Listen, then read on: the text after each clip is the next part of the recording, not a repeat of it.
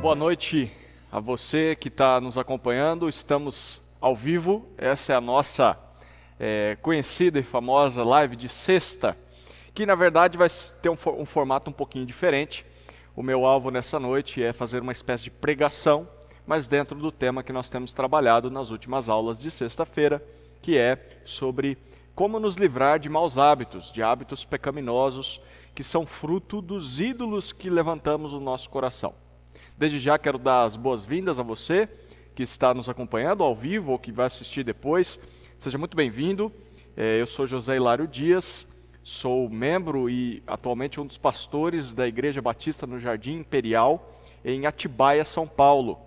E por causa dessa situação da pandemia, nós temos realizado algumas lives, usado essa plataforma do YouTube para divulgar o conteúdo da Palavra de Deus para o povo da nossa igreja e também disponibilizando isso para todas as pessoas ao redor do mundo, né? Porque a internet atinge todos os locais dessa terra.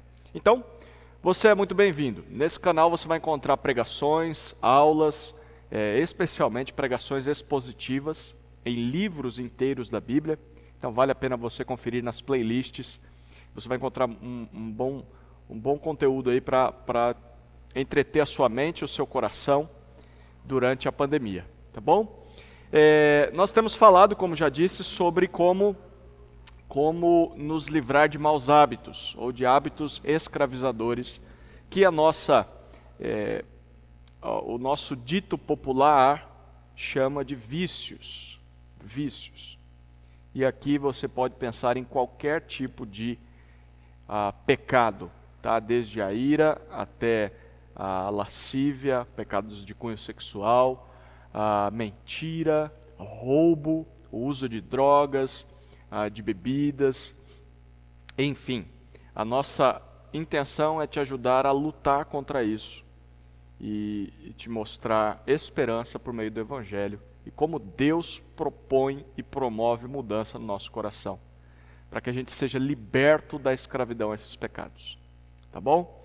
Então, eu te convido, como eu disse, essa aula vai ser um pouquinho diferente. Normalmente eu faço a aula sentado, com projeção de slide, enfim.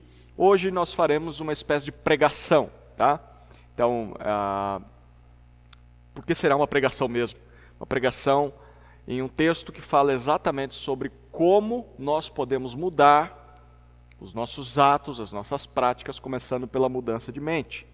E como é a mente da pessoa que crê em Jesus Cristo, tá? Então, eu te convido a abrir sua Bíblia no livro de Efésios, capítulo 4. Efésios 4, a carta de Paulo aos Efésios, capítulo 4. Nós leremos versículos 17 até 24, tá? Então, abra sua Bíblia em Efésios, capítulo 4, versículos 17 até 24. Sem mais delongas, eu quero ler esse texto nessa hora. Vamos ler? Portanto, digo e dou testemunho no Senhor, que não andeis mais como andam os gentios, em pensamentos fúteis, obscurecidos no entendimento, separados da vida de Deus pela ignorância e dureza do coração. Havendo se tornado insensíveis, entregaram-se à devassidão para cometer com avidez todo tipo de impureza. Mas vós não aprendestes assim de Cristo, se é que de fato o ouvistes. Nele fostes instruídos, conforme a verdade que está em Jesus, a vos despir do velho homem, do vosso procedimento anterior, que se corrompe pelos desejos maus e enganadores, a vos renovar no espírito da vossa mente e a vos revestir do novo homem, criado segundo Deus, em verdadeira justiça e santidade. Até aqui a leitura da palavra de Deus. Quero te convidar a orar aí na sua casa por esse momento. Deus querido, obrigado por essa leitura, obrigado por esse momento em que nós podemos compartilhar da tua palavra juntos e mesmo à distância, Senhor. Eu agradeço pelo texto que foi lido, agradeço porque Paulo, inspirado pelo Senhor, nos escreveu palavras tão doces, tão profundas, que têm o poder de transformar o nosso ser através do teu Espírito. Por isso nós clamamos ao Teu Espírito para que Ele abra os olhos do nosso coração, para que possamos contemplar as maravilhas da Tua lei. Essa é a minha oração, no nome de Jesus. Amém. O casamento é algo maravilhoso, não é? A lua de mel é a oportunidade para você viajar, para se conhecer, para aquele casal que trabalhou muito na cerimônia do casamento, né, poder descansar, enfim. Mas todo casal concorda que a vida de casado só começa, de fato, quando a lua de mel termina. Não é verdade? Eu vou pedir para você olhar para o seu cônjuge que está do seu lado aí, se é que ele está do seu lado. Mas a gente sabe que a vida de casado começa mesmo quando o casal volta da lua de mel, porque aí eles vão viver o dia a dia do casamento. Agora eu quero que você imagine que no primeiro dia, depois da lua de mel, você volta para sua casa, você acabou de casar, você está cansado do trabalho, ou cansada do trabalho, mas você está animado ou animada para passar a primeira noite como casado na sua própria casa. Mas você chega em casa e o seu cônjuge não está lá. Ele deveria estar, mas não está. Você chama ele, mas não encontra. E aí você decide ligar para o celular dele, ou dela. E o seu cônjuge atende. E te trata com muito carinho, e diz, oi amor. E você pergunta, onde você está? Ele ou ela responde para você, olha, eu estou em casa. Aí você olha ao redor, né? E diz assim, não, você não está em casa. E aí o seu cônjuge diz, sim, eu estou em casa. Então você volta a procurar e começa a perder a paciência. E aí você diz assim, mas eu já te procurei em toda a casa, mas não te encontrei, meu amor. A primeira briga do casal aí, né? É aí que então o seu cônjuge diz assim para você por telefone, você está me procurando na nossa nova casa. É isso? Bom, eu não estou aí. Eu estou na casa, mas na casa da minha mamãe. Na casa da minha mãe. Como é que você reagiria diante dessa situação? Essa é uma resposta válida para alguém que acabou de se casar? Sim ou não? É óbvio que não. Óbvio que não. A casa do seu cônjuge é a casa de vocês, e não mais a casa dos seus pais, da sua mamãe, é a casa onde vocês moram juntos. Não é verdade? A casa de vocês, a casa dessa nova família. Por incrível que pareça, Efésios capítulo 4, versículos 17 até 24, foi o texto que nós lemos, tem a dura missão de nos mostrar que nós, muitas vezes, fazemos igualzinho a este cônjuge, a este marido ou essa esposa, que depois de casado não voltou para casa, mas quis voltar para a antiga casa, a casa da sua mãe. Nós nos casamos com Cristo e temos um relacionamento de intimidade com Ele, mas muitas vezes nós queremos voltar para a nossa velha casa. Muitas vezes nós queremos voltar para a nossa velha vida de pecado. Mas isso não faz sentido. Como não faz sentido uma pessoa que acabou de se casar querer continuar vivendo na casa da sua mãe, sendo que tem uma casa com o seu cônjuge? É isso que esse texto vai nos mostrar. Não faz sentido. Temos um relacionamento de intimidade com Cristo, mas queremos voltar para a nossa velha vida, a vida de pecado. Em Efésios, eu vou dar um pouquinho do contexto para você desse trecho. Paulo já disse o que Cristo fez por nós em Efésios, capítulos 1 até 3. E agora, em resposta ao que Jesus já nos deu por meio da sua morte e da sua ressurreição, o apóstolo começa a descrever para nós o que nós devemos fazer por ele, em resposta e gratidão por tudo o que Jesus já fez por nós. E nós vemos essa resposta do cristão à graça de Deus, nos capítulos 4 até 6 de Efésios. No capítulo 4, especificamente falando, Paulo está falando a respeito do nosso chamado, ou da nossa vocação. Nós fomos chamados para ser um povo só. Ele diz isso nos versículos 1 até 16. Por isso nós devemos cultivar unidade. Em segundo lugar, ele diz que nós somos chamados para ser um povo santo. Versículo 17, que é o texto que nós começamos a ler hoje. Esse chamado vai até o capítulo 5, versículo 14. Então, somos chamados para ser um povo santo, por isso devemos cultivar a pureza. Esse é o argumento que começa no capítulo 4. É justamente sobre isso que o nosso texto trata. O texto que lemos, capítulo 4, versículos 17 a 24. Nesse trecho, Paulo dá duas ordens aos Efésios, e você percebe isso muito claramente.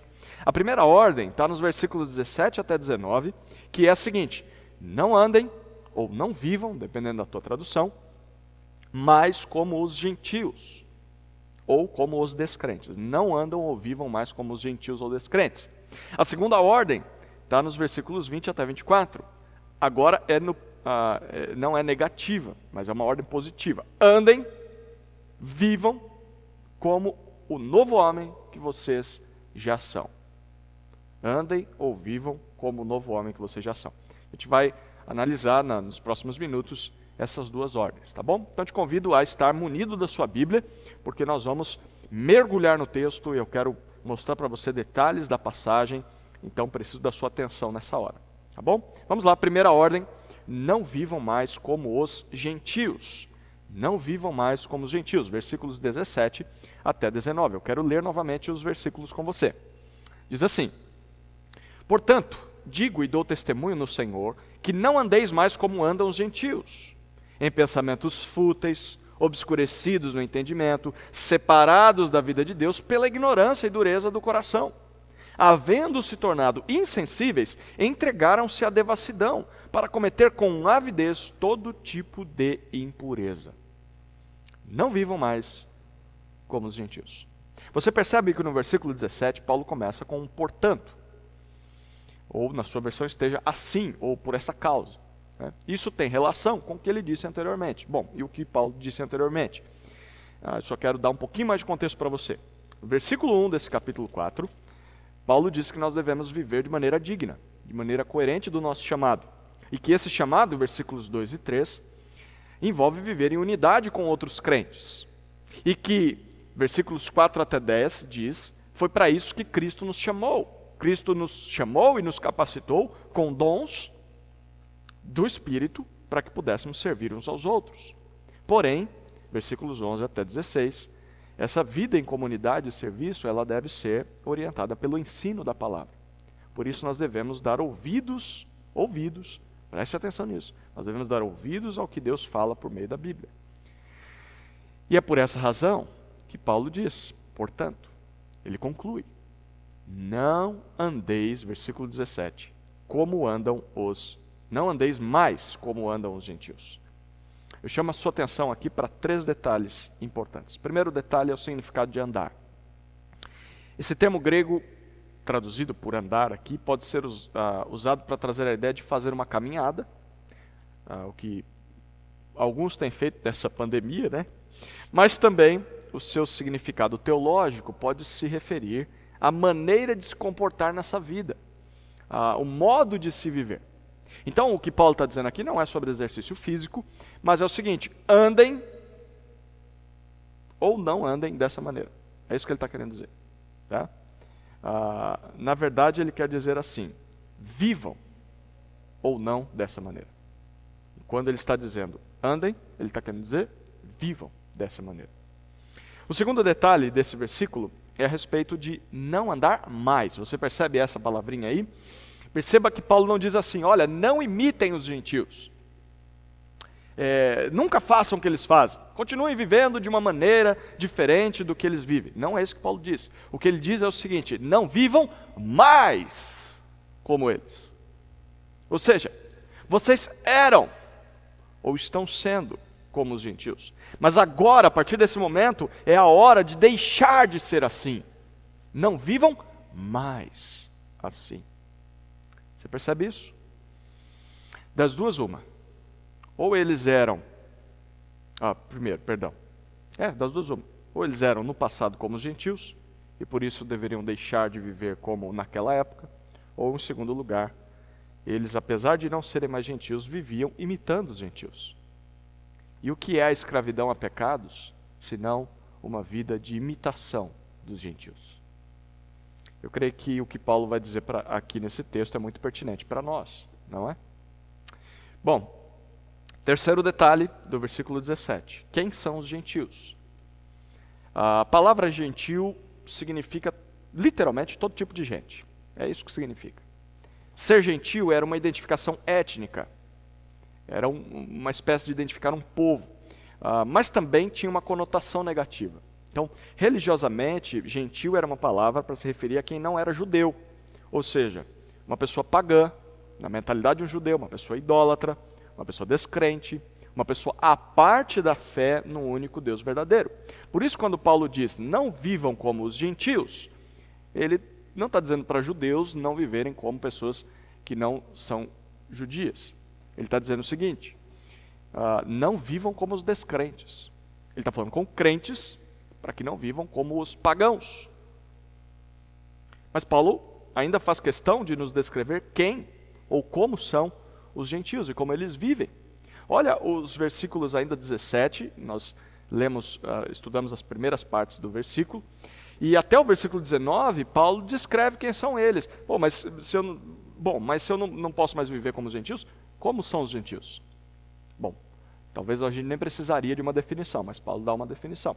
Olha lá, como são os gentios? Nós vemos isso ainda no versículo 17 e versículo 18. Paulo nos dá 3 elementos nesses versículos que descrevem um gentio ou um descrente. Então a gente vai ver como eles são e como eles vivem. Tá? Primeiro, como eles são, versículos 17 e 18. Primeiro elemento do gentio é que ele vive em pensamento fútil. Ele vive em pensamentos fúteis. Olha o versículo 17, finalzinho do verso 17. A palavra grega usada aqui para pensamento é a palavra nous, que significa mente, raciocínio, intelecto, entendimento, razão, os desejos internos. E fútil é o mesmo que algo vão, é vaidade, é algo destituído de verdade, da verdade, né? Em outras palavras, o que Paulo está dizendo aqui é o seguinte, sabe como um descrente vive? O descrente vive na inutilidade da sua própria mente. Eles pensam, eles raciocinam, eles usam o intelecto, mas tudo que eles maquinam é fútil, é perverso, é depravado. Eles se acham sábios, mas na verdade são tolos. Há um comentarista que diz o seguinte sobre esse versículo: todos os empenhos que os gentios empregam a fim de alcançar a felicidade terminam em desapontamento. Suas vidas são uma longa série de expectativas frustradas. É como uma perseguição sem sucesso, uma árvore cheia de flores, mas sem frutos. Um outro teólogo diz o seguinte: no mundo, temos meios cada vez mais perfeitos para alcançar fins sempre imperfeitos. Essa é a vida de um descrente. Ele acha que é sábio, ele se orgulha da sua mente aberta, mas no final das contas ele é infeliz. Ele vive escravo da sua própria mente corrompida. Como são os gentios? Eles vivem em pensamentos fúteis. Segundo elemento deles, que descreve quem eles são. Um gentio ou um descrente vive obscurecido no entendimento. É o início do versículo 18, diz isso. Agora Paulo usa a palavra, uma outra palavra para se referir à mente, ele usa agora a palavra dianoia, que literalmente significa entendimento. Aqui ele se refere ao centro das nossas motivações, das nossas emoções, dos nossos raciocínios. Ou seja, âmago do nosso ser, a fonte do nosso espírito. É dali que brota tudo que somos, as nossas emoções, desejos, pensamentos, sonhos, nosso senso de justiça, enfim, o que os judeus chamam de coração. Mas Paulo diz que esse volante, a gente já tem falado sobre coração nas últimas aulas, se você quer aprender um pouquinho mais, é só voltar aí na playlist e você vai encontrar isso na playlist sobre aconselhamento bíblico, tá? Vale a pena você procurar isso. Mas o que Paulo está dizendo aqui é que esse volante, que é o coração da vida do descrente, é obscurecido, diz ele. Ou seja, é coberto de trevas. É como se o motorista do seu coração fosse cego, ou se ele estivesse de olhos vendados, ele não tem controle de si mesmo. Então, cada hora o coração do descrente quer uma coisa diferente, E ele deseja até mesmo coisas ruins, porque ele está cego por dentro. Esse é o segundo elemento. Um gentio ou descrente vive obscurecido no entendimento.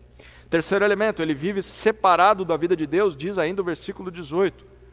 Ou seja, o descrente vive alheio, ele vive alienado, distanciado, à parte da vida de Deus. E essa vida de Deus, essa expressão vida de Deus pode significar duas coisas. Pode significar o próprio Deus vivo, ou seja, o descrente não reconhece que Deus existe, ou pode significar a vida que provém de se conhecer a Deus, que é a verdadeira vida. E qualquer um dos dois sentidos aqui pode se aplicar. O descrente, ele vive excluído da companhia de Deus. Ele não só não reconhece que Deus exista, como também nem sabe o que é viver de verdade perto de Deus. Mas por que isso acontece?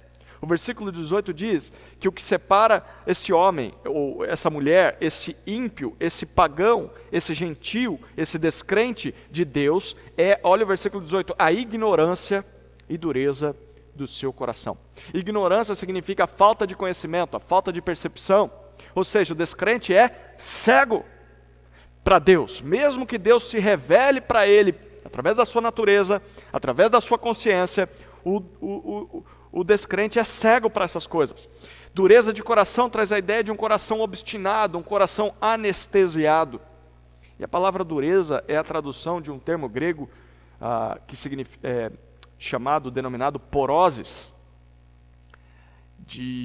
Poroses era uma pedra muito dura, mais dura que o mármore, e ela foi usada na medicina para se referir a um calo ou a formação óssea nas juntas, né? Então, essa palavrinha grega era usada para se referir a algo petrificado, algo que se tornou duro e insensível. O que Paulo quer dizer aqui é que o descrente perdeu a capacidade sensitiva para o pecado. Seu coração é duro. Assim são os gentios. Mas como eles vivem? Versículo 19 diz. Como é a prática dos descrentes? O que esse tipo de mente cega provoca na vida dessas pessoas. Olha o que Paulo diz no verso 19. Por terem se tornado insensíveis, petrificados, calejados, sem qualquer capacidade de sentir dor ou aflição, ou melhor, sem capacidade de sentirem culpa pelo que fazem de errado, o versículo 19 diz, eles se entregaram à devassidão. A luxúria desenfreada, é isso que significa devassidão. Há uma completa depravação, há uma vida de licenciosidade, ao excesso sem limites, literalmente a libertinagem. É assim que um descrente vive. Sabe por quê? Porque a sua mente está cauterizada. Ele não tem noção do certo ou do errado, porque ele não conhece a Deus. E isso leva a uma vida sem limites, uma vida sem nenhuma vergonha. Ele não se importa com a opinião dos outros sobre o que ele faz, mesmo que o que ele faça seja algo horrível. Assim eles vivem, olha o que diz o versículo 19, para cometer com avidez todo tipo de impureza. Ou seja, eles cobiçam com todas as forças do seu ser, fazer tudo aquilo que é impuro, tudo aquilo que é imoral, tudo aquilo que é depravado. Isto, em outras palavras, é o seguinte: um descrente não consegue controlar os seus impulsos. Imagine um cãozinho que encontra uma cadela no cio. É terrível quando isso acontece, quando você vai levar o seu cão macho para passear, né? O que acontece com um descrente é a mesma coisa que acontece com esse cãozinho. Ele, mesmo que quisesse, o que na verdade ele não quer, mas mesmo que ele quisesse, ele não consegue controlar os seus instintos pecaminosos. É difícil controlar um cachorro quando está nessa situação, né? O descrente é a mesma coisa. Ele sente impulsos pecaminosos e ele não controla. E mesmo se quisesse controlar, ele não conseguiria. Assim são os gentios. Assim são os descrentes. São pessoas com a mente vazia e com o entendimento cego e o coração petrificado. Eles não conhecem a Deus e sequer querem conhecer. Por isso a sua prática é o resultado daquilo que são por dentro. Na prática eles estão perdidos. Eles são movidos pelos seus desejos maus, eles não conseguem se controlar. A única razão da sua vida é buscar satisfazer os seus próprios desejos. E você já ouviu essa frase? Seja feliz, busque o melhor para você, faça o que o seu coração disser, e tantas outras ramificações dessa frase. Isso é o que um descrente pensa. Isso é como ele vive. Ele se comporta como um animal indomável, irracional, que ama o que é errado, que ama o que é proibido, e não consegue evitar ser assim. E talvez esses versículos que nós acabamos de ler, literalmente tenham descrevido quem você é, você que está nos assistindo nessa hora. Ou talvez esses versículos descreveram aquela pessoa que você tanto ama da sua família, ou o seu grande amigo, ou talvez te fizeram lembrar de quem você era no passado antes de conhecer a Cristo. Mas há duas lições possíveis para nós aqui. A primeira lição é que Deus quer que você saiba que assim é que vive um descrente. Deus quer que você saiba que assim é que vive um descrente. Se você tem dúvidas se o descrente precisa de salvação em Jesus, esse texto deixa muito claro. Essa é a opinião de Deus, e na verdade não é opinião, é um diagnóstico de quem é o descrente. É assim que ele vive. Esse estilo de vida pode ser um motivo de orgulho para o gentil. Muitos dizem que isso é o que é bom neles, né? Bom, eu faço o que eu quero, ninguém me impede, eu curto a vida, tá. Mas esse é um atestado de óbito. Viver assim é um atestado de óbito, é um atestado de cegueira espiritual. Alguém assim está morto para Deus.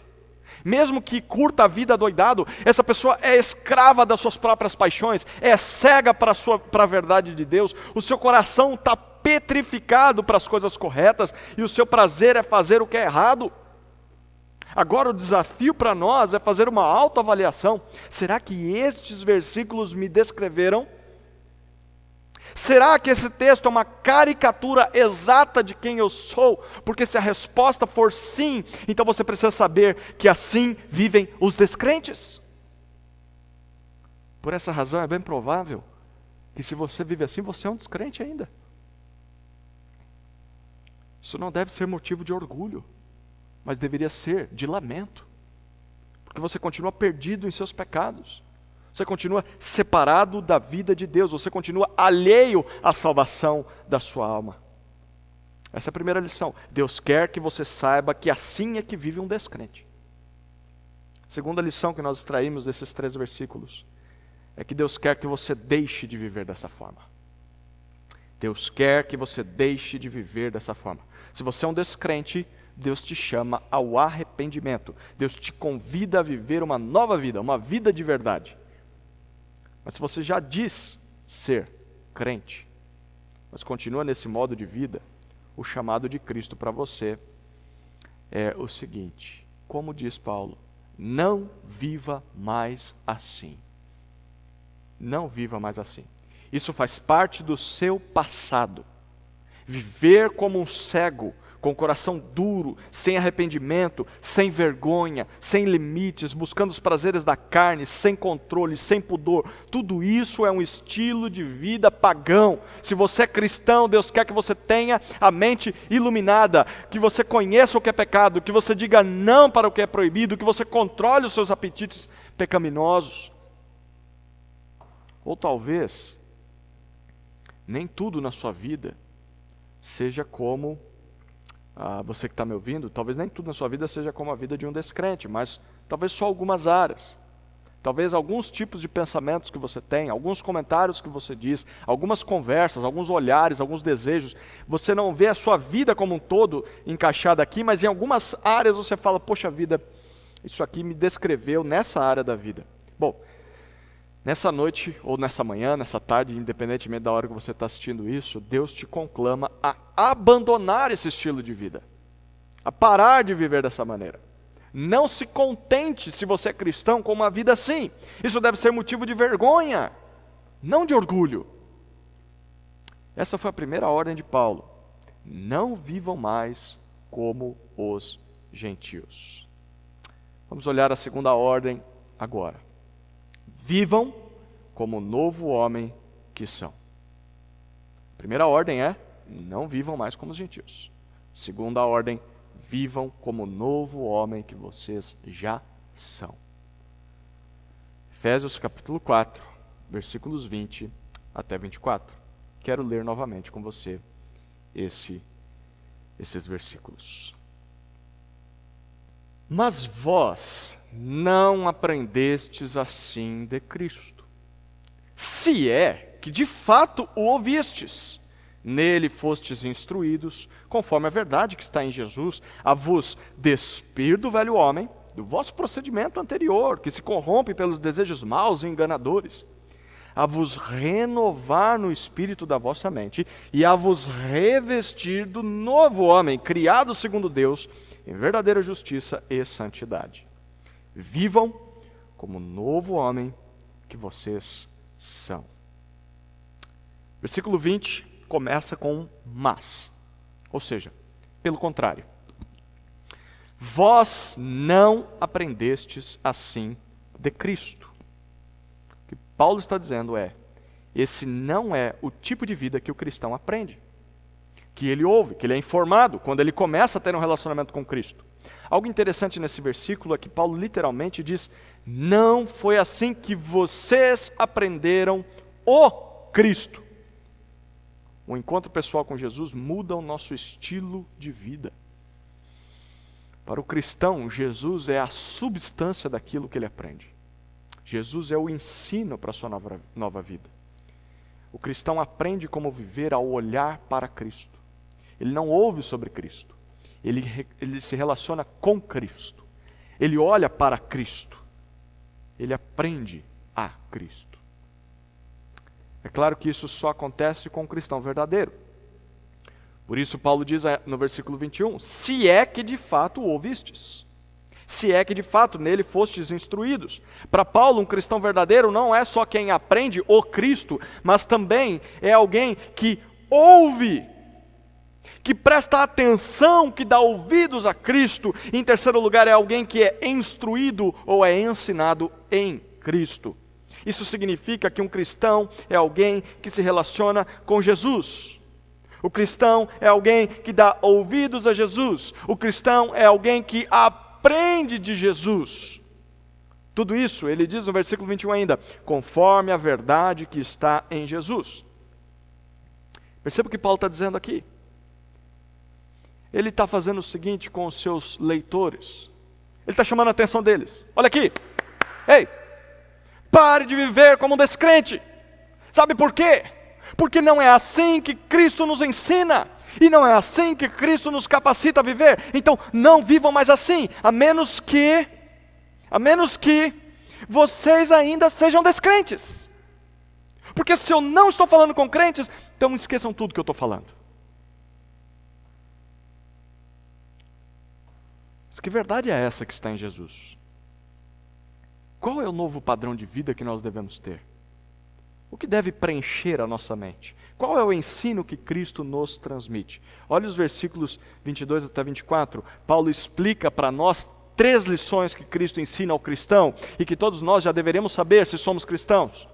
Mas antes de olharmos para elas, nós precisamos de uma informação muito importante. Aqui eu quero falar um pouquinho mais de grego para você, que é a língua em que o Novo Testamento foi escrita. Na língua grega, existem vários tempos verbais em que um verbo pode ser dito, como no português, né? A conjugação dos verbos que indicam o tempo em que a ação está acontecendo.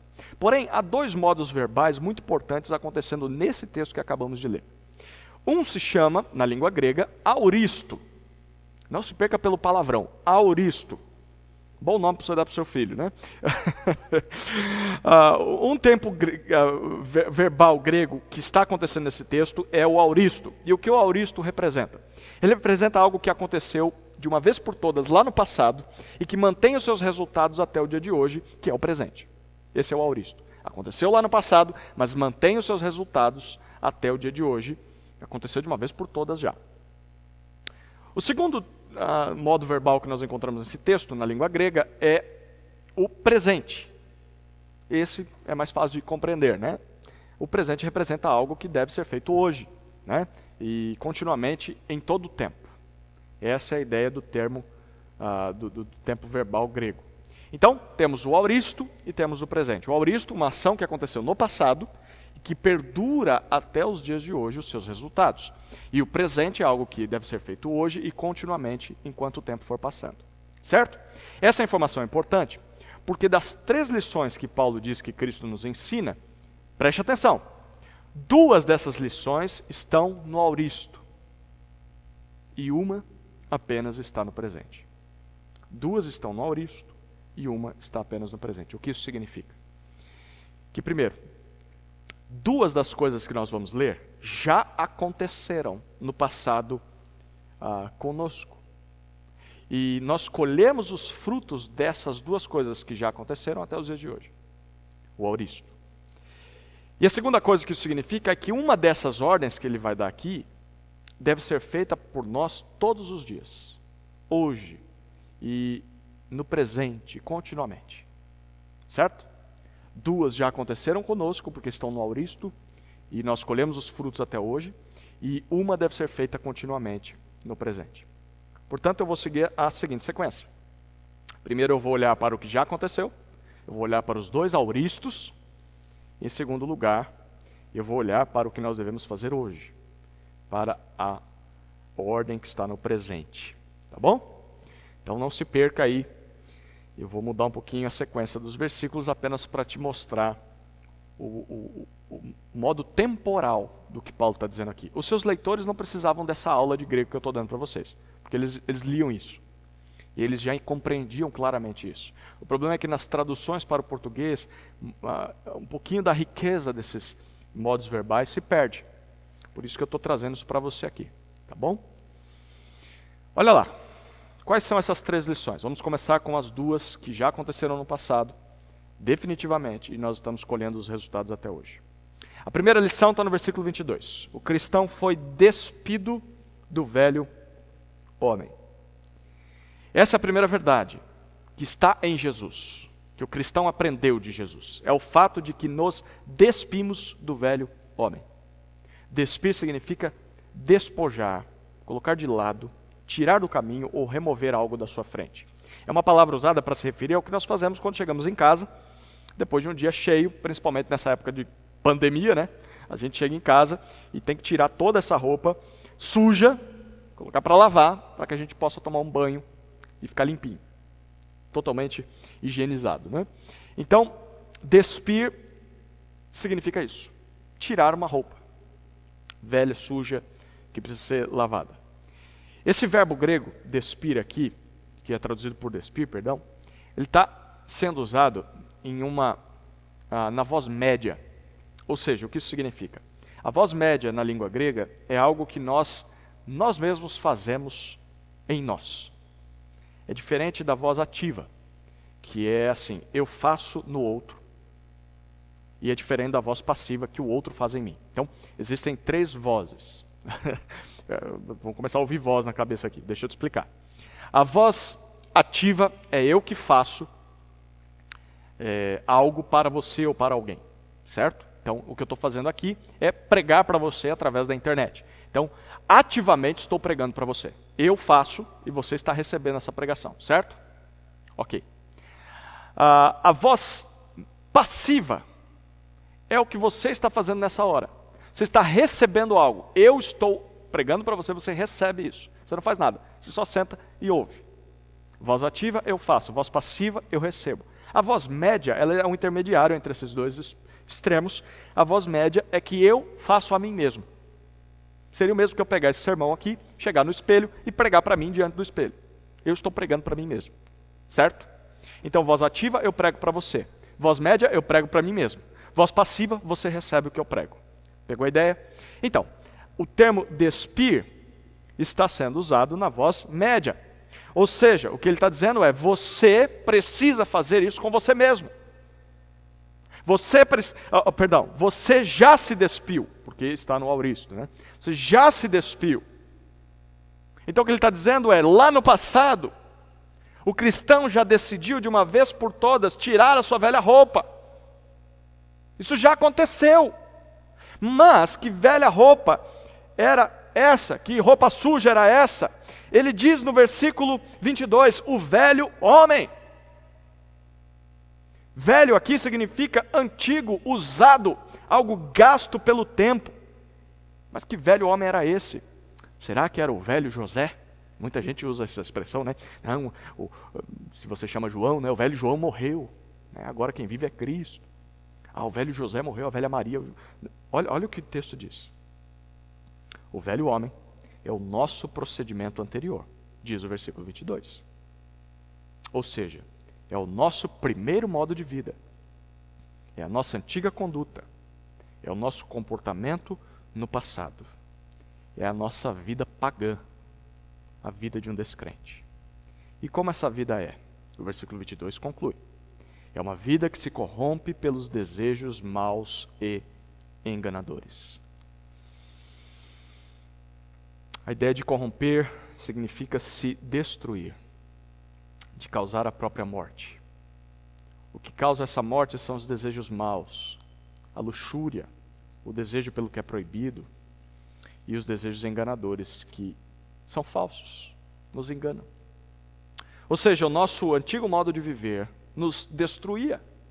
Nós éramos controlados pela luxúria, nós amávamos o que era proibido e nós éramos enganados pelo pecado. Queridos, o pecado faz isso. O pecado promete vida, promete liberdade, promete prazer, promete satisfação, mas no final das contas produz morte. Morte. Em resumo, Paulo diz o seguinte: olha, a primeira verdade que Cristo ensina, e que todo cristão sabe ou deveria saber, é que um dia vocês mesmos decidiram deixar de lado este modo de vida que os destruía. Houve um dia na sua vida em que você decidiu fazer isso. Primeira lição. Segunda lição, versículo 24. Vamos pular o 23, daqui a pouco a gente volta para o 23. Por quê? Estamos olhando para aquilo que aconteceu no passado já. Aquilo que está no auristo, certo? A primeira coisa, a primeira lição foi que o cristão foi despido do velho homem, ele mesmo fez isso consigo mesmo. Segunda lição, versículo 24, o cristão foi revestido do novo homem. Mais uma lição do passado. Aconteceu no passado. Novamente o verbo aqui é o auristo. Aconteceu de uma vez por todas no passado. E de novo ele está na voz média. Então é algo que eu faço a mim mesmo. Revestir significa entrar em uma nova roupa. Se vestir novamente. Então, se ao despir-nos, nós estamos tirando a roupa velha quando chegamos em casa por causa do coronavírus, revestir-nos significa, depois de tomar um banho e ficar limpinho, eu coloco uma nova roupa, uma roupa limpa. Isso é o que nós fazemos quando saímos do banho. Mas que nova roupa é essa? Versículo 24 diz, o novo homem. A palavra novo significa algo totalmente diferente do passado. Algo fresco, recente, algo que nunca foi usado anteriormente. É como se fosse uma roupa nova, que você acabou de comprar, mas que ninguém nunca usou. Ela está até toda engomada, dentro da embalagem. É um novo tipo de roupa. É uma roupa sem precedentes, diferente de todas as roupas que você usava até hoje. Essa roupa, diz o versículo 24, é o novo homem. Ou seja, é um ser humano novo. É um ser humano diferente de tudo que nós éramos antigamente. Perceba o que Paulo está dizendo aqui. Se antes nós éramos seres humanos que se autodestruíam, agora nós somos um novo ser humano diferente de tudo que nós já conhecemos. Mas que novo homem é este? Olha ainda o versículo 24. Paulo, na sua sequência de argumento, ele diz: ele é criado segundo Deus. O novo homem é criado segundo Deus, ou seja, é formado, é modelado, é transformado completamente por Deus. Essa nova criação, ele diz, é feita em justiça, que é a mesma coisa que integridade, é formada em retidão, ou santidade, e retidão verdadeiras. As duas são verdadeiras, né? Não são falsas. Ou seja, A verdade que Jesus nos ensina é que um dia, lá no passado, nós decidimos não mais viver como descrentes no velho homem. Mas, também na mesma ocasião em que nós tomamos essa decisão, nós decidimos também viver como o novo homem. Mas não sou eu quem cria o novo homem. O novo homem é criado segundo Deus, ou seja, não depende de mim, mas depende dele. Não sou eu quem me converto, é Deus quem me converte. Eu simplesmente decido rejeitar a velha vida e eu aceito a nova vida que Deus me oferece. A nossa velha natureza, o nosso velho homem, não sou eu, o José do passado, mas era a natureza de Adão. E a nossa nova natureza é a natureza de Cristo. Esse é o novo homem. É isso que Paulo disse em Efésios capítulo 2, versículo 10. Volta um pouquinho aí. Capítulo 2, versículo 10, olha o que diz o texto. Pois fomos feitos por Ele, criados em Cristo Jesus para as boas obras, previamente preparadas por Deus, para que andássemos nelas. Criados em Cristo Jesus, feitos por Ele. É isso que Paulo afirma na carta gêmea aos Efésios, em Colossenses, capítulo 3, versículos 9 e 10. Olha lá rapidamente. Colossenses 3, 9 e 10. Ele diz assim: não mintais aos outros, pois já vos despistes do velho homem com suas ações, e vos revestistes do novo homem, que se renova para o pleno conhecimento segundo a imagem daquele que o criou. O que Paulo está dizendo? Isso já aconteceu com vocês. Vocês já foram despidos de Adão, e já foram revestidos de Cristo. E por que eles não deveriam mentir mais? Exatamente, porque lá no passado isso já tinha acontecido. Segundo o texto de Colossenses 3, 9 e 10. Em resumo, volta lá para Efésios. Esses são os dois verbos que estão no auristo. Depois de toda essa argumentação, o que Paulo está dizendo é o seguinte: vocês já se despiram do velho homem e se revestiram do novo homem. Tudo isso lá atrás já aconteceu com vocês. Sabe o que isso significa? Para mim e para você, que um dia lá no passado todo cristão tomou uma decisão, independentemente de qual seja a sua corrente teológica. Se você é calvinista, arminiano, se não é nada, enfim, todo cristão passou por essa experiência. Primeira, eu não quero mais viver no pecado. Eu não quero mais seguir os desejos pecaminosos que só me destroem. Todo cristão passou por isso. Mas em segundo lugar, todo cristão também passou pela segunda ordem, a segunda coisa que Paulo diz aqui. Por isso eu quero viver como Cristo. Eu quero viver essa nova vida que eu ganhei de Deus. Eu quero viver em santidade e justiça. Eu quero agradar a Deus. Gente, todo cristão passou por essa experiência. E o que Paulo está se referindo aqui? Ele está se referindo ao dia em que eu e você, se é que somos cristãos de verdade, decidimos de uma vez por todas seguir a Cristo. Talvez isso com você aconteceu no dia em que você ouviu uma pregação ou um apelo. Talvez aconteceu no dia que você lia a sua Bíblia. Talvez aconteceu no momento que você ouviu uma live, uma pregação online. Talvez aconteceu quando um amigo te evangelizou e você falou: eu quero isso aqui. Todo cristão verdadeiro precisa tomar essa decisão um dia, para se tornar um cristão verdadeiro. Então, se você nunca fez isso, meu querido, eu sinto lhe informar, você não é um cristão. Você não é cristão. Ao invés de ser um convertido, você é só um convencido. Você sabe de coisas a respeito de Jesus, mas não tem um relacionamento com Jesus. Essas são as duas lições que aprendemos de Cristo. Já nos despimos do velho homem e já nos revestimos do novo homem, que é Jesus. Terceira lição, é o único verbo que está no presente, no versículo 22 até 24. Versículo 23 é a terceira lição. O cristão deve renovar a sua mente. O cristão deve renovar sua mente. Como eu disse, é o único verbo que deve ser feito continuamente, todos os dias. Renovar significa tornar novo. Lembra que os 2 primeiros verbos estão na voz média? Eu expliquei isso, né? Eu faço a mim mesmo.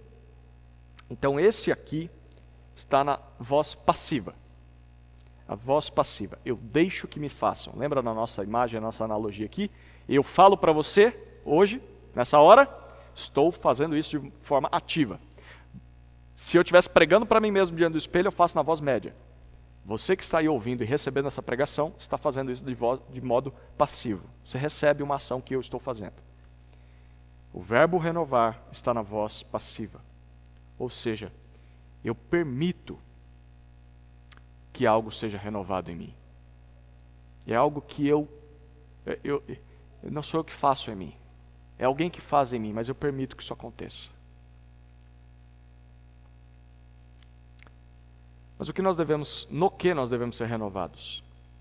Versículo 23 diz: no espírito da vossa mente. Ou seja, no seu modo de pensar, seu modo de julgar, de desejar as coisas, de raciocinar. Sabe o que isso significa? Significa que uma vez que nós já somos um novo homem, como é que nós podemos abandonar a prática do velho homem? Segundo o versículo 23, renovando a nossa mente, ou melhor, permitindo que ela seja renovada. Mas renovada pelo quê? O que Paulo disse no contexto anterior, lembra que eu ressaltei muito o contexto. O que Paulo já disse desde o começo do capítulo 4? Ele disse que Cristo nos deu pessoas para que nos ensinassem a palavra de Deus, para que pudéssemos ser aperfeiçoados. Foi isso que ele diz no versículos 11 e 12. Olha o que ele diz, versículos 11 e 12. Ele, Cristo, designou uns como apóstolos, outros como profetas, outros como evangelistas e ainda outros como pastores e mestres, tendo em vista, esses pastores mestres que nos pregam a palavra, tendo em vista o aperfeiçoamento dos santos para a obra do ministério e para a edificação do corpo de Cristo. O que Paulo está dizendo aqui é o seguinte: olha, a renovação da mente vem pelo aprender da palavra, junto com o povo de Deus, ouvindo a pregação da palavra de Deus. É exatamente isso que Paulo disse em Romanos capítulo 12, versículos 1 e 2. Na nossa série de aconselhamento bíblico, nós passamos já por esses 2 versículos. Mas eu quero ler novamente com você. Romanos 12, 1 e 2, Paulo diz assim: portanto, irmãos, exorto-vos pelas compaixões de Deus que apresenteis o vosso corpo como sacrifício vivo, santo e agradável a Deus, que é o vosso culto racional. Olha o versículo 2. Como apresentamos um culto a Deus? E não vos amoldeis ao esquema deste mundo, mas sede transformados. Como eu sou transformado? Pela renovação da vossa mente, para que experimenteis qual seja a boa, agradável e perfeita vontade de Deus. Queridos, a transformação na vida do cristão ocorre quando a sua mente é renovada pelas verdades de Deus. Em resumo, o argumento de Paulo é muito simples aqui, nesses 3 versículos de Efésios que lemos, apesar de tanta complexidade na língua grega, né? Na conversão, vocês se despiram do velho homem, e por isso é possível rejeitar essa velha vida. É por isso que é possível rejeitar essa velha vida. Se na conversão Deus nos faz uma nova criação, um novo nascimento em nós, produz esse novo nascimento, o nosso papel é fazer uma renovação constante da nossa mente. Você não precisa se esforçar para se despir do velho homem todos os dias, isso já aconteceu. O que você precisa fazer é renovar a sua mente com a palavra de Deus. Isso vai produzir mudança dentro de você e vai produzir mudança nas suas mãos. Porque você já não vive mais como os descrentes, você já não é mais escravo do pecado. O novo homem vive em você, Jesus Cristo está em você. Então é possível não viver mais escravizado ao pecado. É assim que nós vamos acabar abandonando o modo de vida dos gentios e viver como cristãos vivem de fato. E tudo isso faz sentido. Faz sentido? Você lembra, no início, no primeiro ponto desse sermão, ou dessa aula aqui, nós falamos e vimos que a destruição dos pagãos é por causa da futilidade e da cegueira das suas mentes, lembra? É por causa da sua mente cega que eles praticam o que praticam. Então a vida cristã de santificação também depende de uma constante renovação da mente. Quanto mais nós soubermos da palavra, mais nós seremos capazes de buscar uma vida de santidade. E aqui eu quero destacar 2 lições finais para mim e para você. A primeira lição é que esta é a descrição do crente. Esta é a descrição do crente. O crente é um novo homem. Um verdadeiro cristão precisa tomar 2 decisões imprescindíveis. Primeira decisão, ele precisa, para ser um verdadeiro cristão, ele precisa querer não viver mais como um descrente. Isso é crucial. Tem muita gente dizendo que é evangélica hoje em dia, mas nunca decidiu isso. Eu não quero mais viver como um descrente. Ele diz, eu quero ser evangélico, mas continuar vivendo como um descrente. Isso não é cristão. Segundo o que nós vimos nesse texto, o que aprendemos de Cristo é: todo cristão algum dia da sua vida desejou e quis não mais viver como um descrente. Mas também, em segundo lugar, a segunda decisão imprescindível para se tornar cristão é aceitar uma nova natureza, aceitar um novo nascimento. Isso acontece quando você se entrega de uma vez por todas a Jesus. Quando você crê que Jesus é Salvador, que Jesus é Rei, que Jesus é o Filho de Deus. Isso não deve ser feito todos os dias. Tem gente que faz isso, eu pequei, eu preciso me entregar para Jesus. Aí amanhã eu pequei de novo, preciso me entregar para Jesus de novo. Aí amanhã e depois. Isso não existe. Segundo Paulo, isso aconteceu em um dado momento e não precisa acontecer mais. É algo pontual, é algo definitivo, é algo no auristo, é algo que aconteceu no passado e você colhe os benefícios disso até os dias de hoje. Isso é uma conversão. É uma total mudança de direção, é abrir mão de si mesmo e se entregar como um todo a Cristo. Por isso, querido, você que está me ouvindo nessa noite, se você nunca fez isso, é bem provável que você não seja um novo homem. E se isso é verdade, eu quero te dar uma triste notícia. Você nunca conseguirá mudar por conta própria. O máximo que você conseguirá fazer é tentar. E na sua tentativa, você vai tentar maquiar os seus pecados. Mas uma hora eles voltam. Ou se manifestam em outra escravidão, outro vício, como é chamado nos dias de hoje. O velho homem é escravo do pecado, ele é cego de entendimento, ele é incapaz de conhecer a Deus. E se você nunca se rendeu a Jesus Cristo, como nós vimos nesse texto, você se enquadra nesse cenário. Mas se você já fez isso, você que está me ouvindo nessa noite, você é chamado a viver desta maneira de fato, como nós vimos. O novo homem não se corrompe pelo pecado, mas ele vive em justiça e retidão. Esse é o padrão de um crente verdadeiro. Mas a segunda lição, então a primeira lição, deixa eu só relembrar aqui com você, esta é a descrição do crente, ele é um novo homem em Cristo.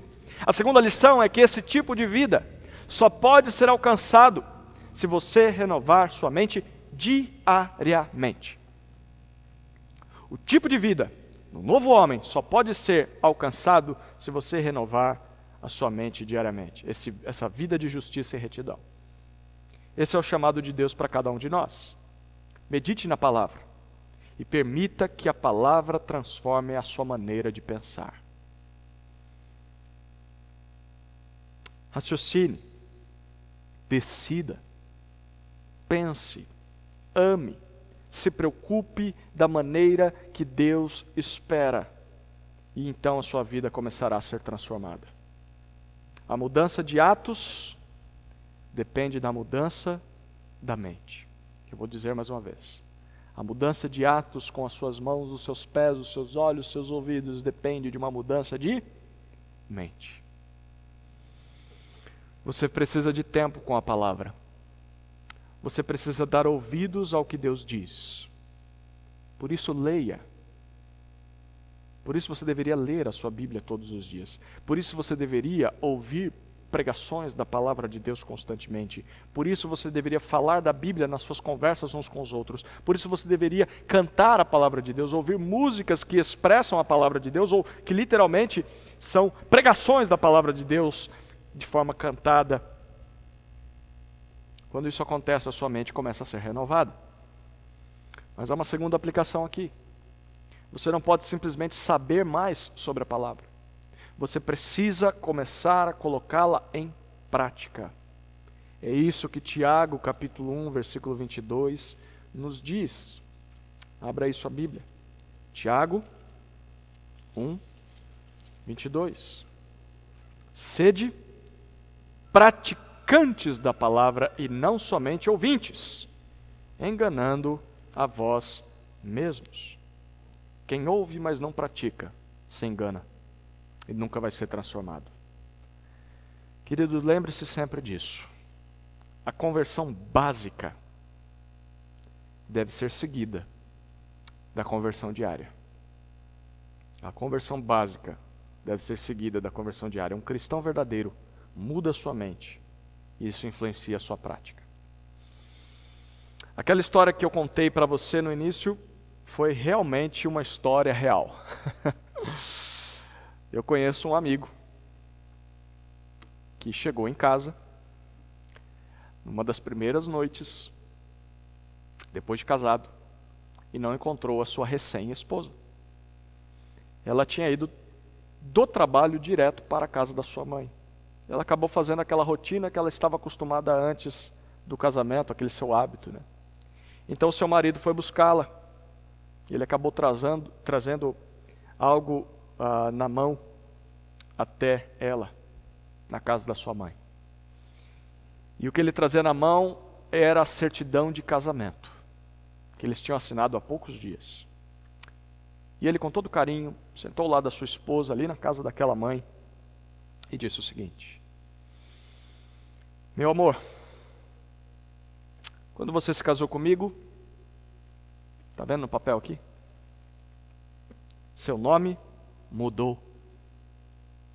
Você não é mais moradora dessa casa. Você tem uma nova identidade. Você tem o meu sobrenome. Onde eu estiver, você também deve estar. Eu amo a sua mãe, você mais ainda. Mas esta não é mais a sua casa. Não é mais a sua vida de solteira. A sua nova identidade te deu um novo estilo de vida. Você não é mais solteira, você é casada. Então essa sua nova identidade de solteira para casada implica numa mudança de estilo de vida. Você vivia como solteira na casa da sua mãe, agora você vive como casada na nossa casa. Esta é a lição que Paulo quis ensinar aos Efésios nessa passagem. Uma vez que nós fomos salvos por Cristo e que nós entramos em um relacionamento com Jesus, nós temos uma nova identidade. Nós somos um novo homem. Nós éramos o velho homem, agora somos o novo homem. A identidade mudou. Por isso não faz sentido nós, sendo o novo homem, vivemos como antigamente, como o velho homem. Aquela velha vida já não é mais a nossa vida. Nós somos novas criaturas.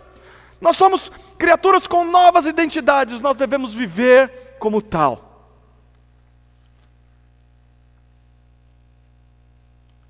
Queridos, renovemos a nossa mente para lembrarmos que nós não somos mais de nós mesmos.